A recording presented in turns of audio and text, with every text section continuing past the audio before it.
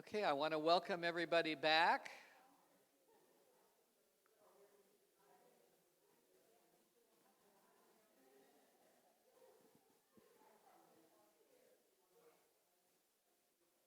We're excited to welcome back an old-timer here, Steve Kohn.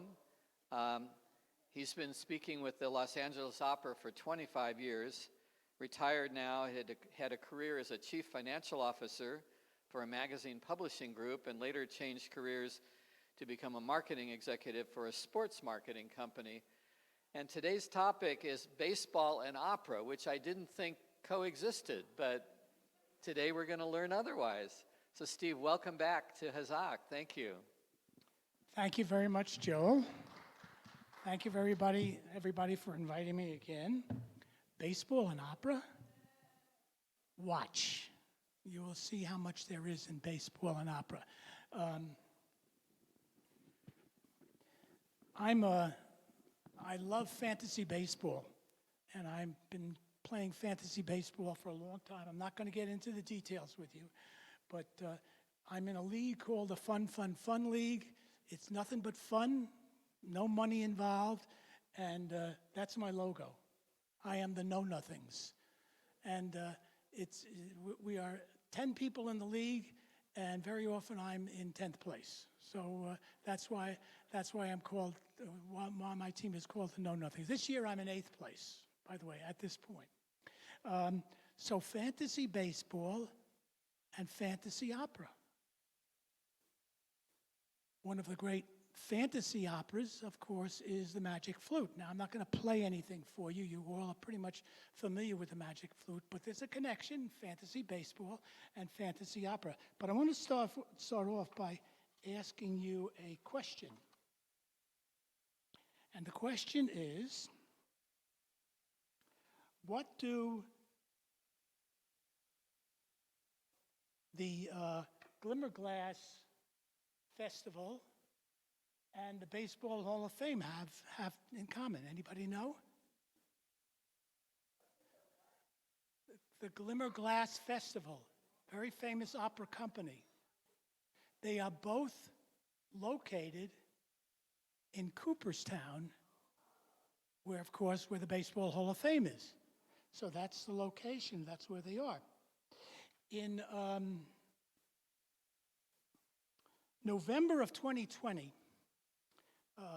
one of opera's most popular operas, Rigoletto, was reimagined. And it was reimagined here on a baseball field. It's the bottom of the ninth. A shady sports bar. It is a dark and stormy night. This is not going to end well.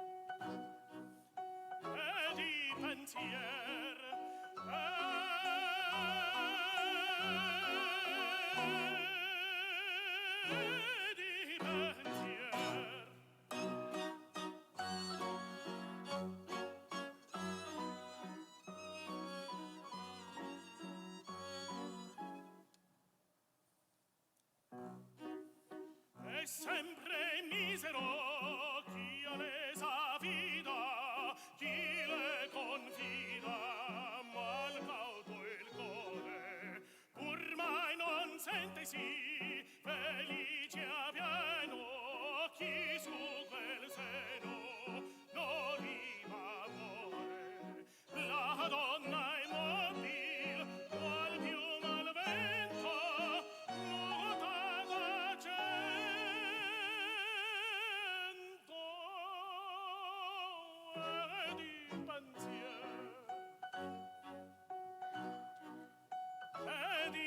pensier.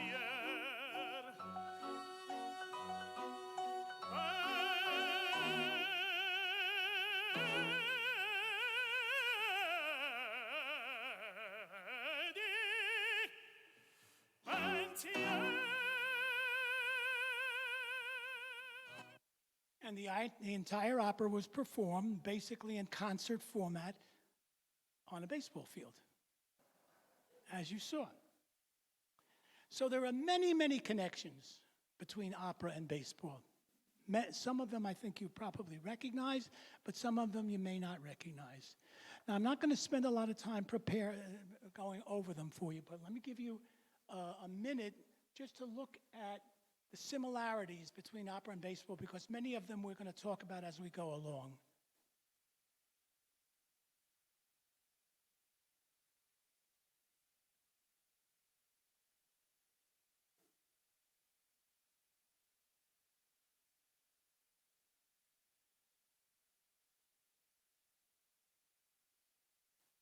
So given this number of connections, we're going to play sort of not a game, but a little bit of fun with this. And I'm going to show you some terms that we use in baseball and terms that we use in opera, and show you that they are connected, or at least they are related. At least I think they are related. Let me give you the first one. The first one is pinch hitter. So here is one of the most famous pinch hitters that ever happened.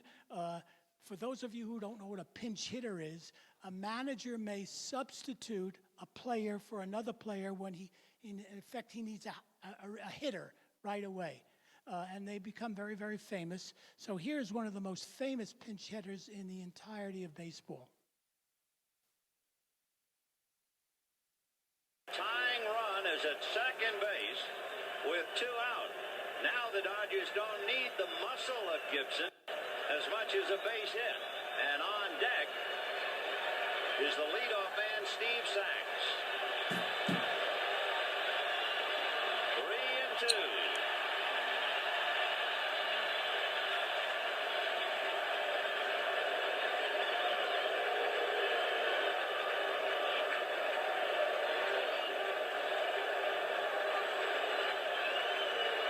Sachs waiting on deck, but the game right now is at the plate.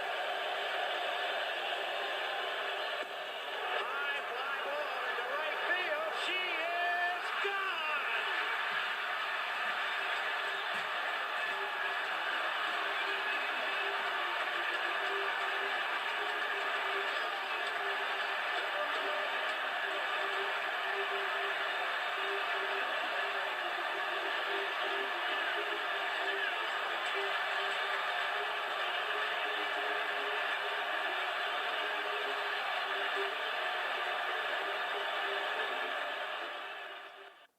Kirk Gibson's pinch hit home run for the Dodgers.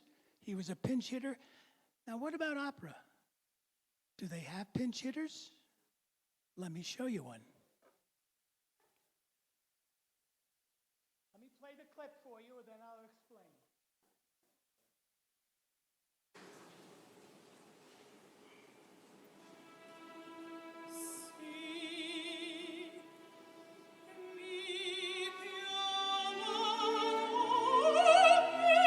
This is from La Boheme.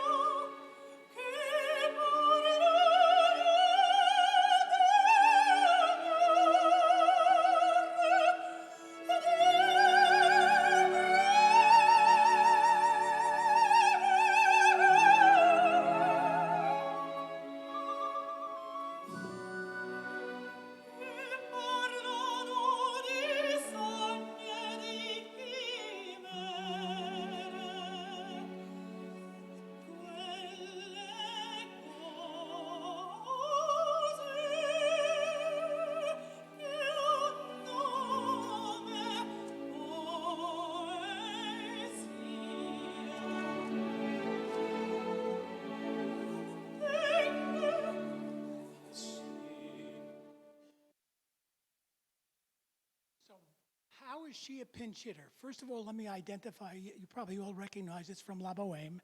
That's Mimi's famous first aria. She's telling Rodolfo about herself. And the singer there is Christine Opelius. This was about 10 years ago. And the nature of how she had to sing was this. Peter Gelb, who is the impresario for Metropolitan Opera, was in a bind.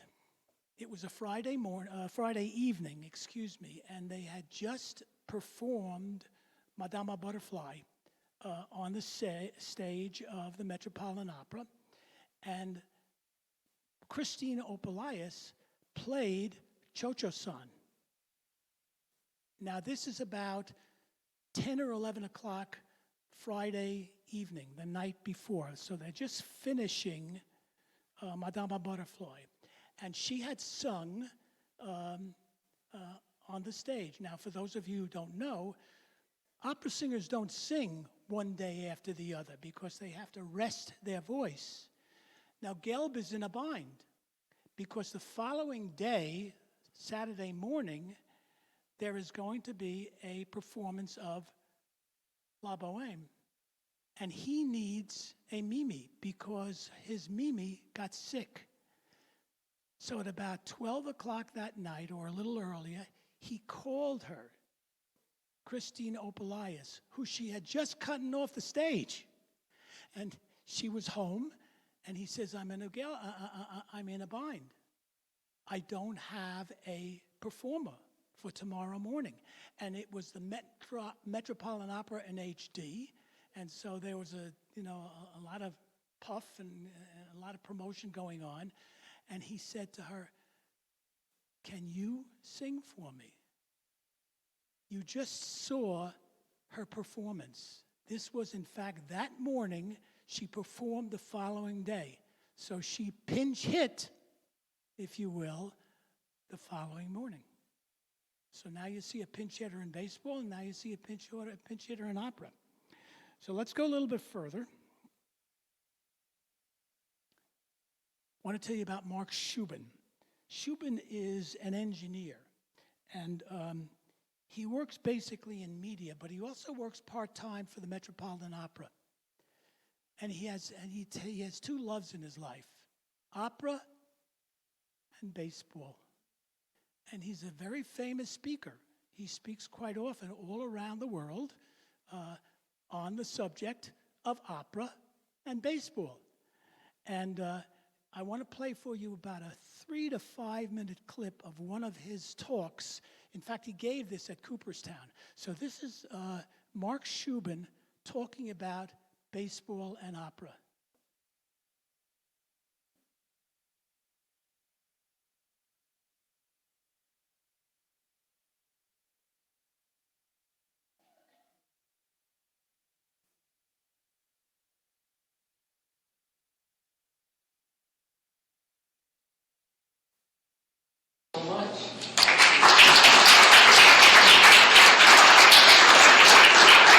Thank you, Francesca, and what a great intro that was.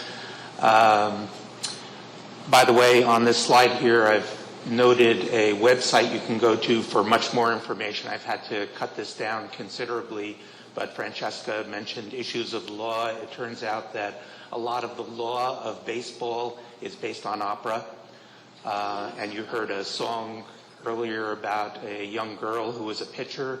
It turns out that there was an actual 17-year-old girl who struck out both Lou Gehrig and Babe Ruth in 7 consecutive pitches. That actually happened, and that's related to opera also. Those things I will not tell you about today because you have a matinee to go to, but I will stay here and answer any questions you have. So, to show that I'm right up to date, this very week on Sunday, Joe Torre was inducted into the Baseball Hall of Fame. And he has something interesting in his possession. It's an autographed baseball. Now, what's so special about an autographed baseball? It's who it was autographed by. This baseball was autographed by Luciano Pavarotti. It's one of 4 baseballs that were autographed by Luciano Pavarotti. And they are signed by 4 people: Luciano Pavarotti, Joe Torre, Stan Musial, and James Michener. Musial, Torre, and Michener used to go to the opera together. And they went to a performance of Tosca that Pavarotti was doing, went to see him in his dressing room, and Stan Musial started pulling all these baseballs out of his wife's handbag and had everyone sign them. A lot of ball players used to go to the opera. You can see in the upper left there is Yogi Berra with Eleanor Steber. He's demonstrating a grip for her. Then there's Sandy Koufax, who his teammates used to complain when they were down in the bar, he was up in his hotel room listening to opera. Down at the bottom left is Ty Cobb. Ty Cobb and opera, he actually had a pass to the Detroit Opera House. He was introduced to serious music at the Detroit Opera House. He loved it. He attended opera all over the place. In Syracuse once, he was guest of honor at the opera. And then we have Beverly Sills and Robert Merrill and George Steinbrenner. Steinbrenner was very heavily involved in opera. And then at the right is Babe Ruth and Dorothy Jardin. And notice the expression on Ruth's face. He's kind of tentative and shy. Well, Robert Merrill tells the story of one time Mickey Mantle coming over to him and being very tentative and shy and wondering if he could get an autographed recording from him. But this is the most special. That's Lou Gehrig on the right, of course. And next to him, for those of you familiar with opera, is Kirsten Flagstad. Now, why am I showing that? Well, Lou Gehrig set a tremendous number of records in baseball. And one by one, they've been broken. So down at the bottom left, I'm showing Cal Ripken Jr. on the day that he beat Lou Gehrig's record for consecutive games played. And then at the top left is Derek Jeter, who just this past month beat Lou Gehrig's record for doubles at the Yankees. But Gehrig has one record. By the way, if he hadn't succumbed to the disease that has his name, those records probably would stand forever. But there's one record that he has that probably will stand forever, and it's an opera record. And what happened was, as with many men, he was dragged to the opera the first time by his wife. And the opera that he went to was Tristan und Isolde. That's a 5-hour opera. And it's in German, and they didn't have titles in those days. But it turns out that Lou Gehrig was fluent in German. And so he's watching the opera, and they get to the Liebestod again at the end, the love, death, and it's just so moving that tears are streaming down his face at the end of the opera. So what does he do? He goes to every single performance of Tristan and Isolde that season. So never mind 81 consecutive games. 7 consecutive performances of Tristan. 5 hours each. No ball player is ever going to equal that record. Here's Ricardo Muti pitching for the Cubs. Much, much more. I refer you to Mark Shubin on the internet. You can find him and you can hear the entire lecture series, all on opera and baseball. It's absolutely fascinating. So there is a noted historian by the name of Manuel Marquez Sterling. And here's a very short clip of him also discussing his two loves, opera and baseball.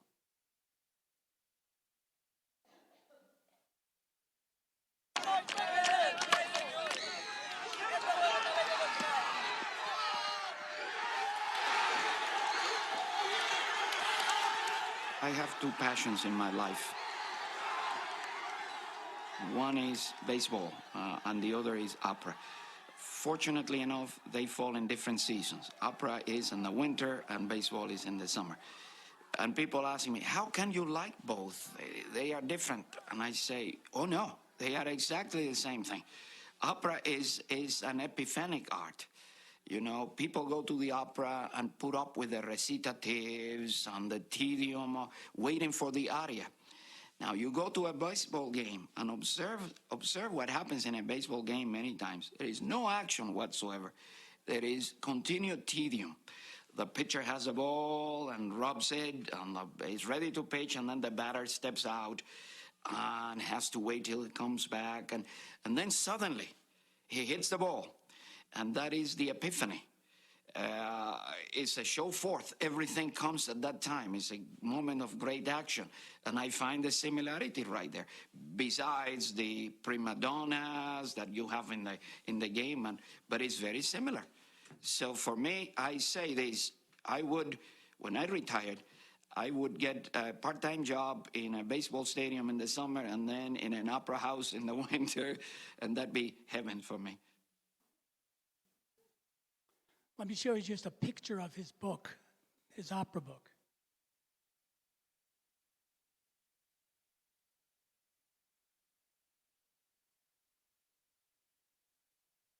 That's his book.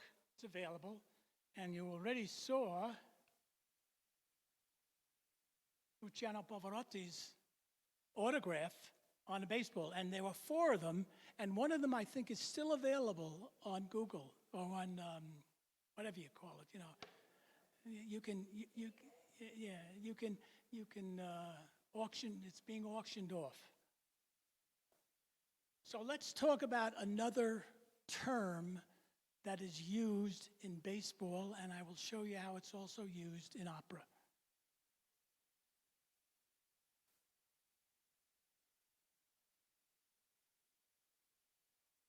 Before I show you the clip, I want to make sure you know what a closer is. In baseball, towards the end of the game, when one manager the team is winning, and he wants to sort of ensure that he's going to be able to win the game, he will substitute one pitcher for another pitcher, and the pitcher he brings in has a specialty. He's called the closer, and what he does is he gets the last pitch or the last 2 or 3 baseball 2 or 3 guys to be out, so that it ensures that his team will win the game. So here's a very famous closer.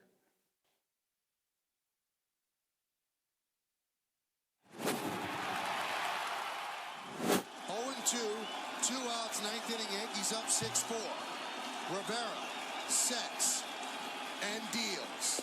Strike 3, ball game over, Yankees win, and it's perfect because the greatest closer in history now has the most saves in history. With 6:02, he moves ahead of Trevor Hoffman, and he stands alone atop the closer mountain.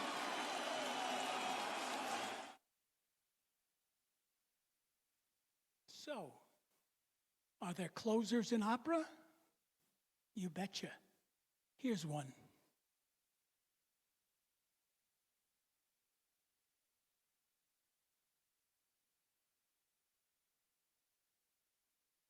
The opera is Fanciulla del West, the Girl of the Golden West.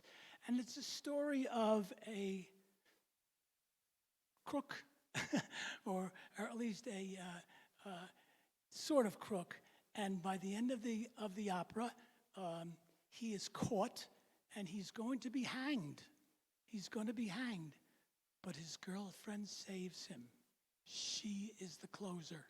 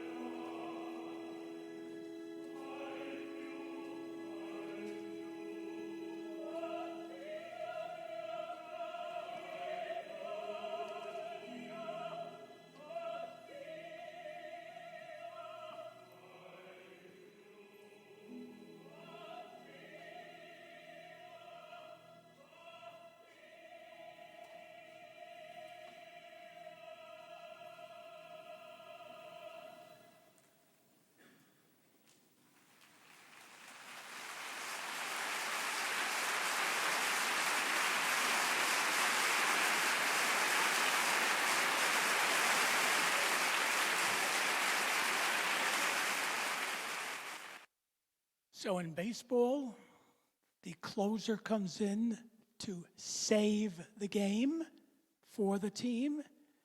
And in opera, this closer, Minnie, came in and she saved her boyfriend from the noose. So there's a closer in baseball, and of course, we've seen a closer in opera. Let me play for you another little bit of a clip about baseball and opera.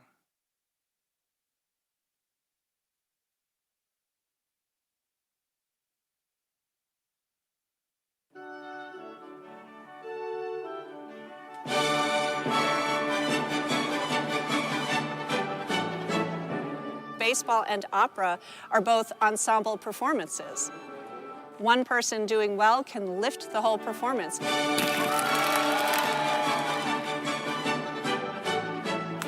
On the surface, you might think, who's farther apart than artists and athletes? And yet, in fact, they have a lot in common. You're alone on stage a little bit, I imagine, in the opera, and then you got a cast that you got to deal with. Same thing with baseball. You're alone in the batter's box, but it is a team game. I started to think, wouldn't it be great to get these students together to see what the other is doing, to compare, to see the connections, and to learn from each other. I think that they both take a lot of dedication, passion, commitment, and practice. In opera and in baseball, the preparation is the biggest thing. It goes a lot into what you do weeks and months prior to when you actually compete or perform. Sing hey the cat in nine tails and the tar.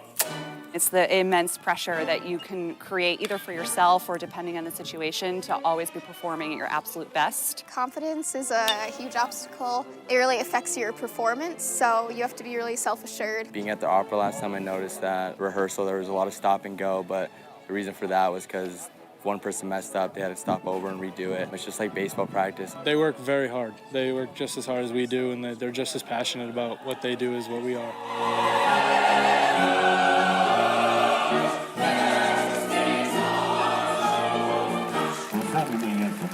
Please welcome a Master Performance Certificate student at UConn, Jessica Block.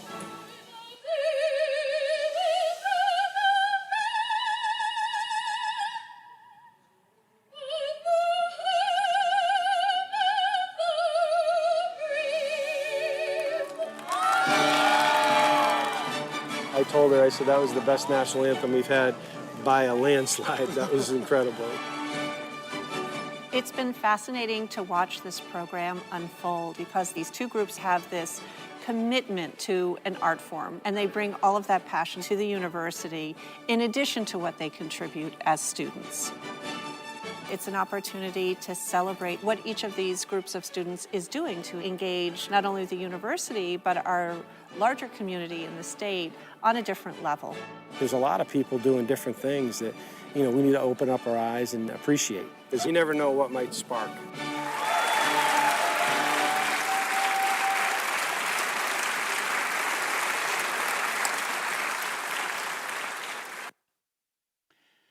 So I'm sure all of you are familiar with the Metropolitan Opera in HD, which is basically what the Metropolitan Opera does, and they televise the live performance of the Metropolitan Opera in HD, and they do it at movie theaters and all over the place. The only trouble is that sometimes it's become so popular that the movie theaters are not large enough and don't have the capacity to have as many people in attendance. So what's the solution? It's done on the television screen at a baseball stadium, and it's done all over the world. This is just an example of it. This is at AT&T Park. Now, opera singers also sometimes sing in opera houses. Among them, Joyce DiDonato. She has sung the national anthem many, many times. And interestingly enough, and this is just a connection with terminology, who do you think is considered the Babe Ruth of opera? Maria Callas. One of her nicknames was, she was the Babe Ruth of opera.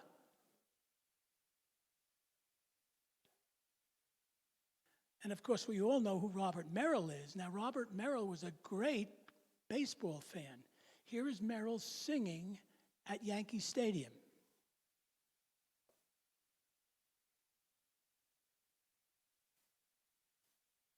Ladies and gentlemen, will you please rise and direct your attention to the microphone behind home plate.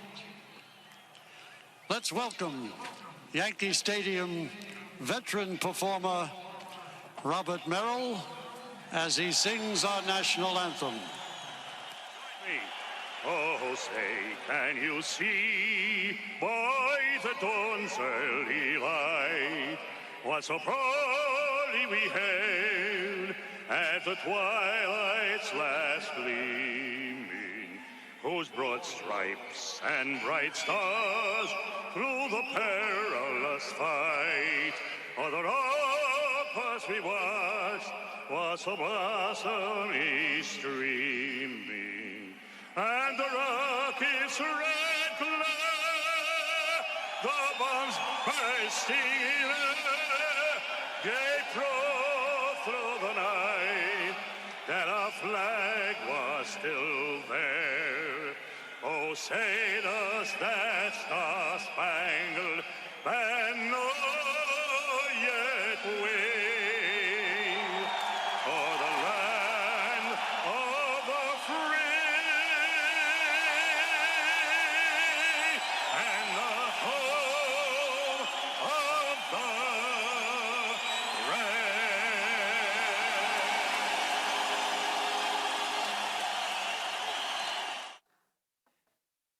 Now, Merrill was a real baseball fan.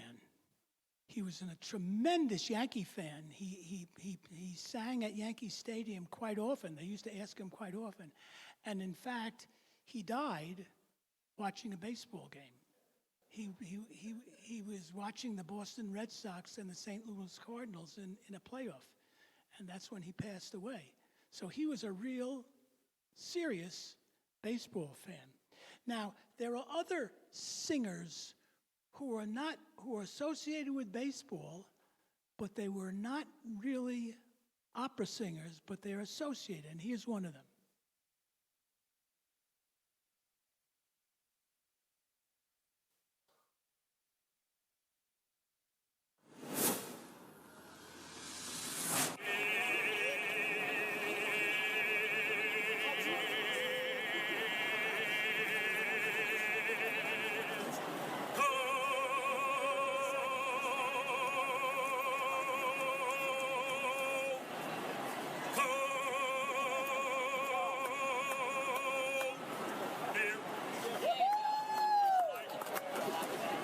Howdy.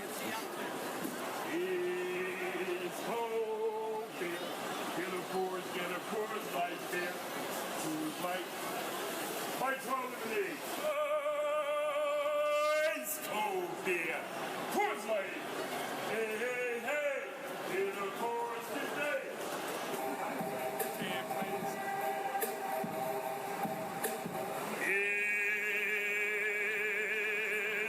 Enjoy. Thank you, ladies. How am I doing on time, Joel? Oh, good. Okay. All right. This is absolutely charming. This is a guy who you may not recognize right away, but let me play you this clip, and I think you will recognize him after we see the clip.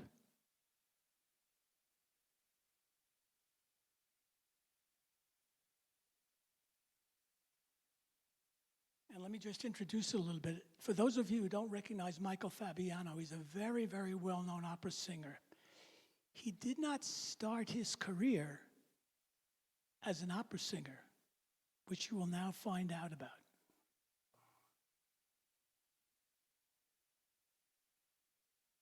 Now, here's a guy who's just as passionate about his old gig in baseball as he is about his current profession.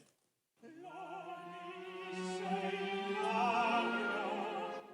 On the left, that's Michael Fabiano. Just performed with the San Francisco Opera here in the lead role of the production, Don Carlo. A Jersey-born kid, Yankees fan, deep passion for baseball. And after all, 6 years ago, he was an umpire. Certainly has the pipes for it. When I was a kid, I was a big fat kid, and all the kids always, when I was growing up, always made fun of me. Said, "Micah, you run around the plate, run around the bases like you have a piano on your back." And so I decided, you know what, I'm going to become an umpire instead. And I learned the letter of the law. I learned every single rule in the book, and started at age 14, and moved all the way up to the Babe Ruth leagues, and officiated many games.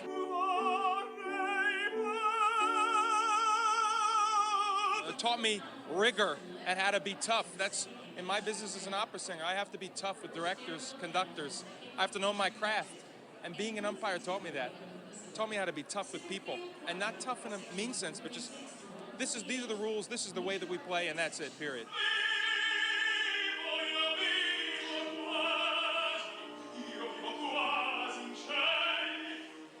Your technique on strike three, is it the lawnmower? Do you punch it out? What was? That was like that. Punched it right out. Punch it, baby, punch it. Baseball ump to belting out Italian opera, 3 to 4 hours of performance. As he watched over Madison Bumgarner, it does bug him that he missed opera night at AT&T Park. But as we speak, he's got a gig in Spain. Oh, the life of a tenor. Yeah, performing in Madrid. And this guy, he just didn't get out of the car and decide to be an opera singer. This guy's a big star, because when I was walking around with him, people were like, hey, that's Michael Fabiano. See? Yeah. That's awesome.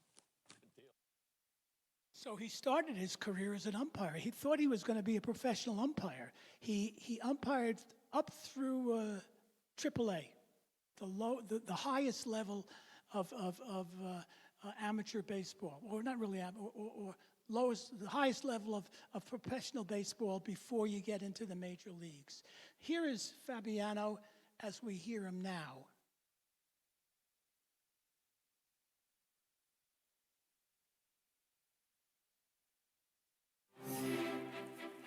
O mio rimarsa infamia, io dissi ne tale errore, ma il turre e sonno frangere, il vermi parerò.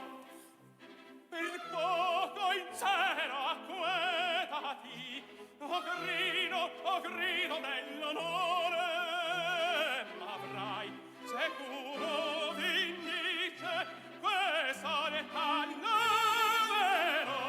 O mio rosorre, o infamia, ma se questa età lavero, si lavero. O mio rosorre, o infamia, ma se questa età, se questa età lavero. Questa età, quest'onta lavero. L'onta lavero, si lavero.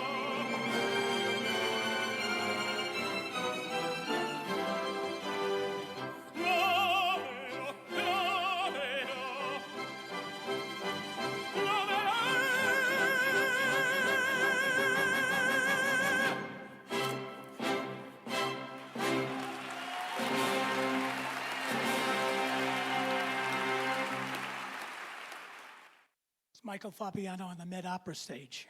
He still sings now. I'm going to pass a couple of these by because I want to show you that there are operas that have been created and composed based on the theme of baseball. Let me go by these just to show you. I could show you a famous home run. Of course, there are famous home runs in opera also, but I'm going to just pass that by just in the interest of time. Here's a list of operas about baseball. Now, none of them are going to get into the Met Opera repertory, I doubt, but they're all quite interesting. I want to play maybe one, maybe two for you if I have time.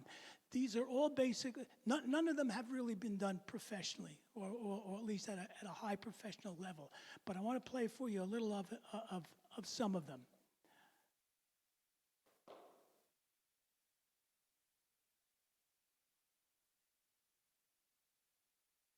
This is William Schumann, and he wrote an opera based on the poem Casey at the Bat. So I want to play for you a clip of that. Now, this is not a professional group, but I want to show you it is based on the poem Casey at the Bat.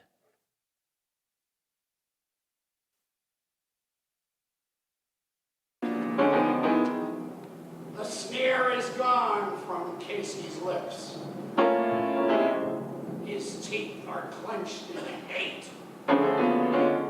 He pounds with cruel vengeance his bat upon the plate.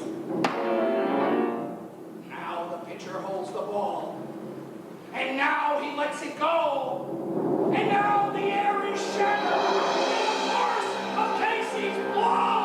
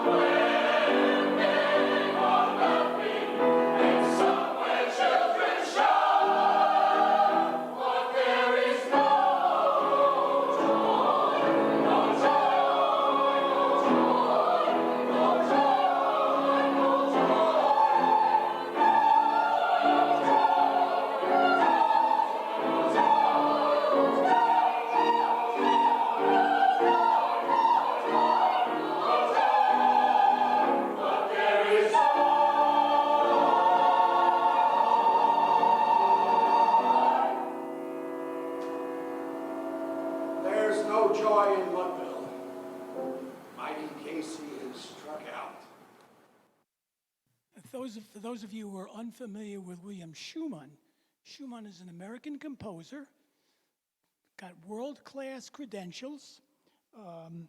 He has left a substantial body of work. He won a special Pulitzer Prize in 1985. He also received the National Medal of Arts Award in 1987.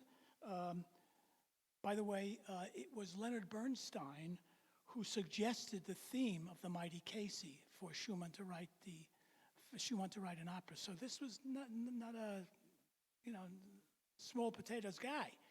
Now there are many, many operas. I don't want to play them all for you. I'm not going to play any of them for you, but I want to play a couple of clips for you towards the end. But let me point them out to you. There was a opera written about Bambino, which is the story of the trade between the Boston Red Sox and the New York Yankees, and there was an opera written about that.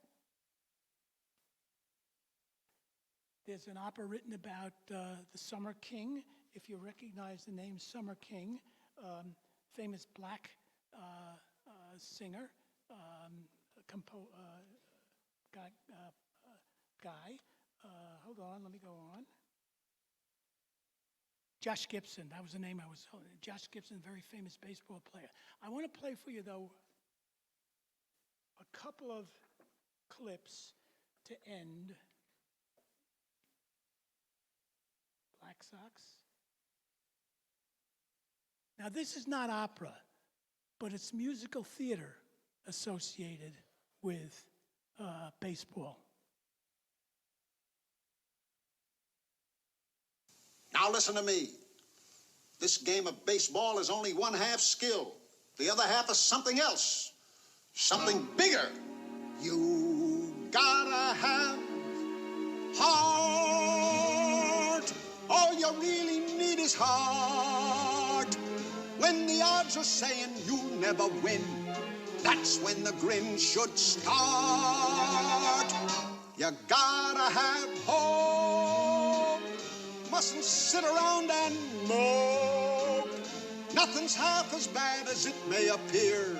Wait till next year and hope. When your luck is batting zero, get your chin up off the floor. Mister, you can be a hero. You can open any door. There's nothing to it but to do it. You gotta have heart. Miles and miles and miles of heart. Oh, it's fine to be a genius, of course, but keep that old horse before the cart. First you gotta have heart.